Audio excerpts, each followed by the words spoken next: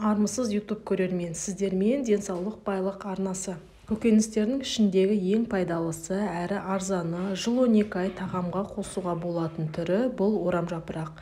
Ол қан, жүрек ауруларының алдын алады және жалпы денсаулықты жақсартуға өте пайдалы деседі жапон ғалымдары.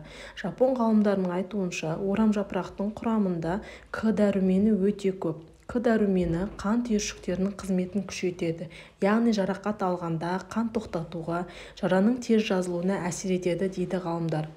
Орамжапырақтың тағы бір ерекше қасиеті қан айналымы мен жүрек соғысын жақсартатындығында, жүрек ауруларының алдын алады. Құрамында фосфор, магний, калий сынды минералдар жүрекке өте пайдалы. Сондай-ақ табиғатта орамжапырақтың түрлері өте көптеп кездеседі. Олар әр елде әртүрлі, бірақ бәрінің қасиеті бір. Әсіресе жасыл шөпке ұқсас түрі пайдалырақ деседі. Өйткені оның құрамында бета-каротин, А дәрумені өте көп. Бұлар көздің көруін жақсартып, иммунитетті күшейтеді.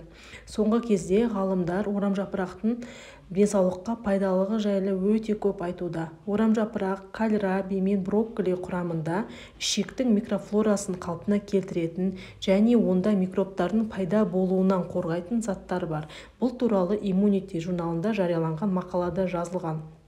Бұл жаңалық көңілге үлкен үміт ұялатады, өйткені біз рактың пайда болуына әкелетін генетикалық факторларды өзгерте алуымыз екіталай.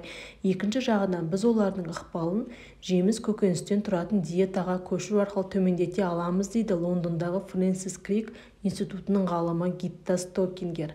Биологтар тышқандарға эксперимент жүргізіп, орамжапырақ, кальраби мен брокколидің құрамындағы көп болатын заттардың ісіктің әрі қарай өсуіне жол бермейтінін анықтаған. Сондай-ақ тышқандардың тік ішек рагына шалдығуынан қорғаған.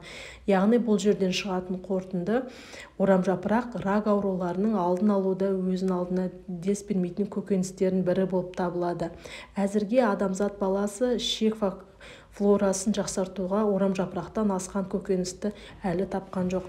Ғалымдар жақында тәжірибе өткізіп, оны анықтамақ. Стокингердің айтуынша, қайтқан күнде де орамжапырақ және басқа да көкөніс жемістердің еш зияны жоқ. Сондықтан да оны диетаға қосу денсаулыққа өте пайдалы болады деп айтып отыр.